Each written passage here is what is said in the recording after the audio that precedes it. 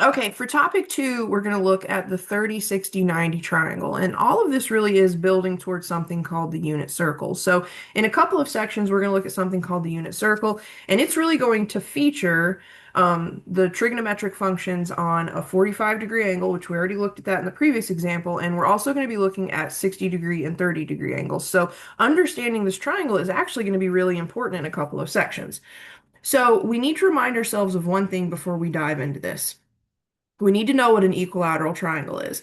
So an equilateral triangle has three sides of equal length and three congruent angles. Okay, now on the surface that doesn't seem important, but it is going to come into play when we start looking at this 30, 60, 90 triangle. So example 3 says in the triangle below, find the length of sides A and B. Okay, so we have this 30, 60, 90 triangle. We know it's a right triangle. Okay, so we've got our 90-degree angle. We've denoted that the other two angles are 60 degrees and 30 degrees. We've labeled the legs of the triangle A and B, which is fairly consistent with what we've been doing. And then we've said the hypotenuse C, we're deciding that this is going to have a length of 2. Okay, so that's really important. Now, I did not label these part A and B, but let's go ahead and call them part A and B. In part A, it says reflect the triangle over side B to create an equilateral triangle. Draw this triangle. Okay, so let's prove to ourselves that if we reflect this particular 30, 60, 90 triangle over side B, we do get an equilateral triangle. So let's start by drawing the triangle that we have. So we already know that we have this 30, 60, 90 triangle. We've got our 90-degree angle, our 60-degree angle, our 30-degree angle. We have side C, which we know is 2. We have the base of the triangle, which is A, and the height, we're going to call it B. Now, the directions tell us to reflect this triangle over side B. So we're basically going to draw a mirror image of this triangle on side B.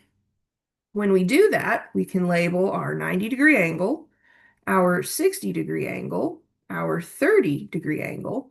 We know the hypotenuse of this reflection has to also be side C, so it's going to have a length of 2. And the base of this new reflected portion of the triangle is also going to have a length of side A. And then we know the height of the triangle again is B. So let's kind of redraw this triangle without all the busy work. Let's prove to ourselves that this is truly an equilateral triangle. So we had our initial angle of 60 degrees. When we drew this angle again, we knew that the bottom right angle was also 60 degrees. And then up at the top of this triangle, we had 30 degrees. And then when we drew the reflection, we had another 30 degrees. Sorry, there's a really loud truck going past my house. So we know that 30 degrees plus 30 degrees is 60 degrees. Well, we know from the definition of an equilateral triangle that we have three sides that are the same length and we have three congruent angles. Well, we've got our three congruent angles here. We also knew the initial hypotenuse was C. And then when we reflected, we saw that the reflected hypotenuse was also length C. So that takes us down here. We know the base of this triangle. The first half is of length A, the second half is of length A. So we know the base of this triangle is really of length 2A. But because this is an equilateral triangle, and we know it is because we have three congruent angles, we know that the length of 2A has to equal C because an equilateral triangle has three sides that are all the same length. Okay, so in part B, it says, what are the lengths of side A and B? Well, we now know that A has to equal 1. And you might be like, how in the world do we know that? Well, let me show you. So we know that the base of this new equilateral triangle has a length of 2A. From up here, we can see we had length A. We have another length A, so that's 2A. So we know that we had 2A. We also know that the length 2A has to equal C because this is an equilateral triangle. And we already know that C is equal to 2. We were told that right from the start. We said, hey, we have this right triangle. We're going to say that the hypotenuse is 2. So that tells me that 2A is equal to C, which is really just 2. So then if I divide both sides by 2, I get that A is equal to 1. So we know that length A is officially 1. Okay, now let's talk about the length of side B. So with any right triangle, like what we have here, we can use the Pythagorean theorem, which says a squared plus b squared is c squared. As long as you know the length of two sides of a right triangle, you can always use the Pythagorean theorem to find the length of the third side. So let's do that. So we have c squared equals a squared plus b squared. Well, c we know is 2, so c squared is 2 squared. A we know is 1, so that's a squared plus b squared. Well, c squared is 2 squared, which is 4. A squared is 1 squared, which is 1. We don't know what b squared is yet. Now we have 4 equals 1 plus b squared. If we can solve for b squared, we can then figure out what b is. So let's subtract 1 from both sides. That's going to make this 3 equals b squared. And then finally, if we take the square root of both sides here, we get that b is equal to the square root of 3. So in this 30, 60, 90 triangle that has a hypotenuse of 2, we know the legs of the triangle have to be 1 and square root 3. Okay? So let's look at the six trigonometric functions of a 30-degree angle and a 60-degree angle, okay? And again, we're building slowly towards this thing called the unit circle, okay? Now, example 4 says, using the triangle in example 1, find the exact value of the 6 trigonometric functions. So this isn't all going to fit on one screen, so I'll just redraw that triangle for you really quick. We had 60 down here in the lower left corner. We knew the hypotenuse was 2, we knew the base was 1, and we found that the height of this triangle was square root 3. Okay? Now, we have to remember a couple of things. So this is one of those classes where there are just gobs and gobs and gobs of information given to you, and you are expected to memorize some of it. Now, I think it's unrealistic to memorize all of it, but there are some things that you have to commit to memory, and you have to understand the 6 trig functions and their corresponding ratios of sides, okay? So one way we can do this is if we remember the 3 basic trig functions, so that's sine, cosine, and tangent, we can then use this idea of reciprocal identities to find the other 3 trig functions. So to remember the main 3, we can use SOHCAHTOA.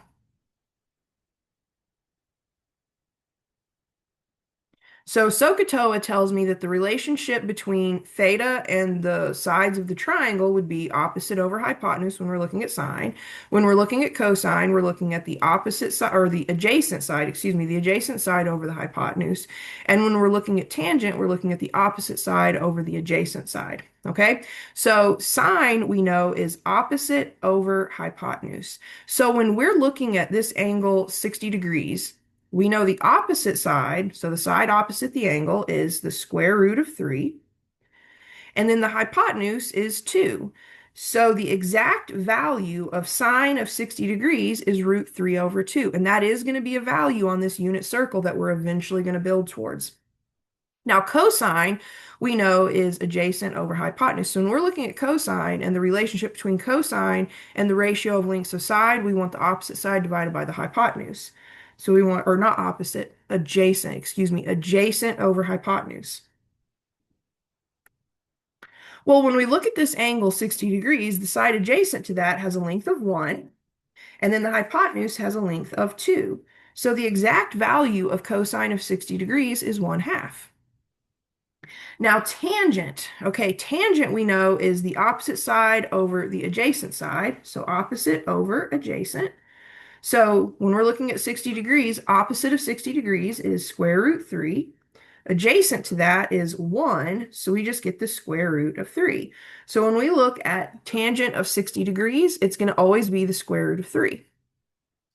Now, when it comes to cosecant, secant, and cotangent, they have a reciprocal relationship with one of the main 3 functions.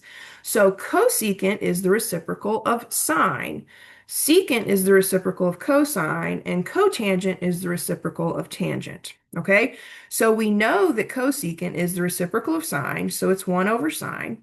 Now we can look at this in 2 different ways. We can say, okay, the reciprocal of sine. Well, if sine is opposite over hypotenuse, we know that the reciprocal of that would be hypotenuse over opposite. So we can go back to our right triangle, or we can just look at the exact value of sine and find the reciprocal of that. So we know the exact value of sine of 60 degrees is root 3 over 2. So we want to find the reciprocal of that, which is 2 over root 3. Now we have to find we have to rationalize this denominator is what I'm trying to say. So I've mentioned this in a couple of videos. You have to know how to rationalize denominators. We're going to do quite a bit of it in this case or in this class, and we need to get to the point where we can just rationalize denominators without having to stop and think about it. So you always want to take the radical out of the denominator, and to do that, you just multiply by whatever the square root in the denominator is. So we're going to multiply top and bottom here by the square root of 3.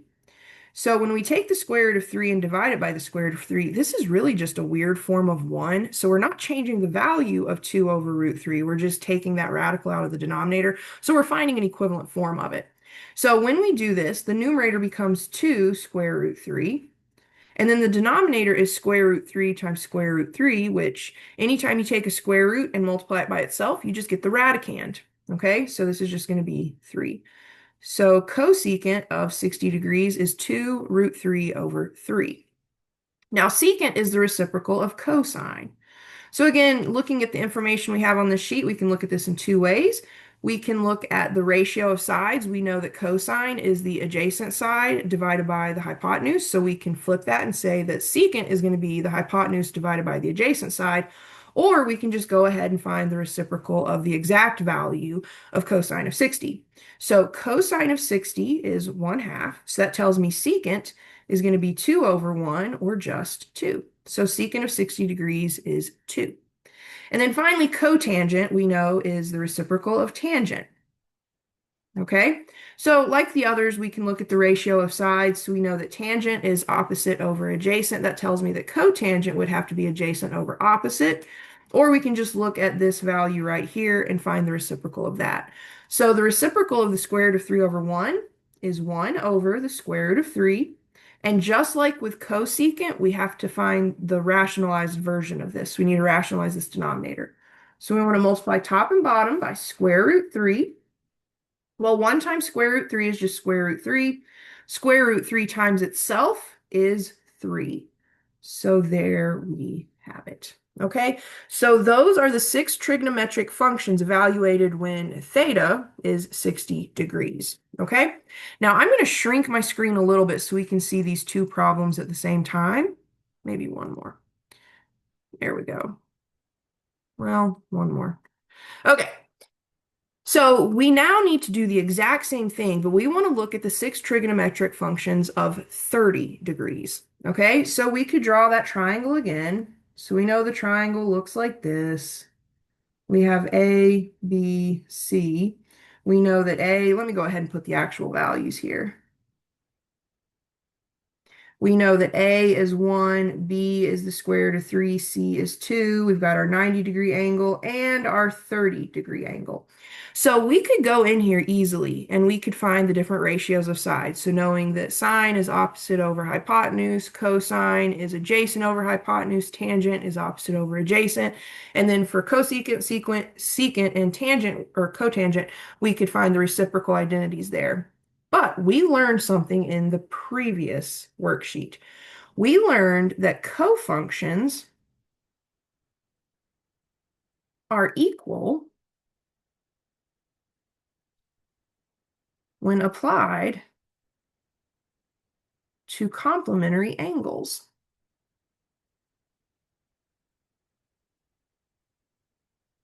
And hopefully you're very aware that 30 degrees and 60 degrees are complementary angles. The sum of 30 degrees and 60 degrees is 90, making those two angles complementary. And then cofunctions, remember, we had cofunctions being sine and cosine, secant and cosecant, tangent and cotangent. Okay, so those are cofunctions.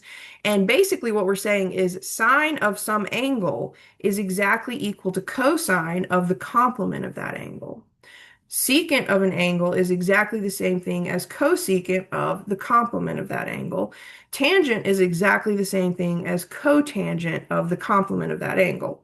So when I see sine of 30 degrees here, I know that this is equal to cosine of 60 degrees. Well, if we go up here and look at cosine of 60 degrees, we have that that equals 1/2. So sine of 30 degrees is 1/2. Okay? Now, when I see cosine of 30 degrees, I know that has to equal its cofunction, so sine of its complement. So the complement to 30 degrees is 60 degrees. Well, we already know what sine of 60 is. We have that up here. So we know that cosine of 30 degrees has to be root 3 over 2. So we're just saving ourselves a little time here understanding this theorem that we have about cofunctions and complementary angles. Now, tangent has to be equal to cotangent of the complement of 30 degrees. So cotangent of 30 is equal to, wait, tangent of 30 is equal to cotangent of 60 degrees. Well, cotangent of 60 degrees we know is root 3 over 3. Now, cosecant has to be equal to secant. Well, cosecant of 30 degrees has to be equal to secant of that complement, which is 60 degrees. And we already know secant of 60 degrees is 2. So cosecant of 30 degrees is 2. Secant has to be equal, well, secant of 30 has to be equal to cosecant of the complement of 30, which is 60 degrees. And cosecant of 60 degrees we already found is 2 root 3 over 3. And then finally, cotangent of 30 degrees has to be equal to tangent of the complement of 30 degrees, which is 60. We already did the work to figure out what tangent of 60 is. We know it's root 3. So cotangent of 30 is root 3. So we kind of were able to do the work for the 30-degree angle just a little bit quicker, understanding that relationship between cofunctions and complementary angles. Okay, now we have another table that we need to fill in, but I want to remind you of something. We've already done this next example once, but let's kind of do it again just for the sake of practice. In a previous worksheet, we looked at really common angles and we were looking at how to convert between radians and degrees. Again, all of this is kind of building to this eventual thing called a unit circle. And there are just common angles. So right now we know that in degrees we have our quadrant angles. So remember that's going to be 0 degrees, 90 degrees, 180, 270, and 360. But we have these other really important angles and they are 30 degrees, 45 degrees, and 60 degrees. So understanding those in degrees is one part of the problem, but now we have to understand those as radians. Okay? So let's go ahead and convert these three values to radians and just see what we notice. Okay, now hopefully you remember that 180 degrees is equal to pi radians. So we're going to use that as a unit fraction to help us convert. So pi over 6 is really pi radians over 6, or pi over 6 radians. We want to convert this to degrees to see what we get. So in order to convert this to degrees, I want degrees in the numerator, radians in the denominator of my unit fraction. Since these two things are equal, if I put them in a ratio, it's just a weird form of 1, which again, some instructors would call it a well-chosen 1. So I would have 180 degrees, which is exactly the same amount as pi radians. So I'm really multiplying pi over 6 radians by 1. But what happens here is radians cancel, pi cancels, and I'm left with 180 degrees over 6, which is 30 degrees. So you really do need to understand that pi over 6 radians is exactly the same thing as 30 degrees. So if I come up here to this example here, I could say, well, sine of pi over 6 radians is 1/2. Cosine of pi over 6 radians is root 3 over 2, and so forth. Okay? Now, pi over 4 is really pi over 4 radians. We want to multiply that by 180 degrees over pi radians. Well, pi's cancel, radians cancel, and we're left with 180 degrees divided by 4, which is 45 degrees. So in the previous video, when we were looking at the 45, 45, 90 triangle, we had sine of 45 degrees was root 2 over 2. Well, that would tell me that sine of pi over 4 radians is also root 2 over 2, okay? So just understand you're going to be seeing both of these, radians and degrees, okay? Finally, we have pi over 3 radians. We want to convert that to degrees, so we're going to multiply by 180 degrees over pi radians. Pi cancels, radians cancel. We get 180 degrees over 3, which is 60 degrees. So up here at the top of the page, for example 4, we had tangent of 60 degrees. Well, I could say tangent of pi over 3 radians is root 3. I could say secant of pi over 3 radians is 2. So just know the 30 degrees and the pi over 6 are interchangeable, 45 degrees and pi over 4 are interchangeable, and finally pi over 3 and 60 degrees are also interchangeable. Now, what I would encourage you to do is to pause the video and fill in this table, okay? We've already done all the work, okay? We've done the work in the last several examples. Just take some time to fill this in and then join the video again and see me fill it out. I'm going to do it very, very quickly, okay? So if you want to pause now, fill it in, and then join me back and see if you got it filled in correctly. Okay, so just going down each column, pi over 6 is equal to 30 degrees. Pi over 4 is equal to 45 degrees. Pi over 6 we know is 60 degrees. Now sine of these three is 1/2 root 2 over 2 and root 3 over 2. Cosine of these three angles is root 3 over 2, root 2 over 2, and then 1/2. Tangent of these three angles is root 3 over 3, 1, and root 3. Cosecant is 2 root 2 and 2 root 3 over 3.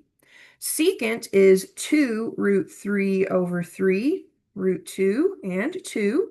And finally, cotangent is root 3, 1, and then root 3 over 3. Now, you need to work as hard as you can at memorizing some of this, committing as much of this to memory as you can. When we learn about the unit circle, I think the unit circle makes understanding this table of values a lot easier because you have kind of like a visual for what all of this really is, okay?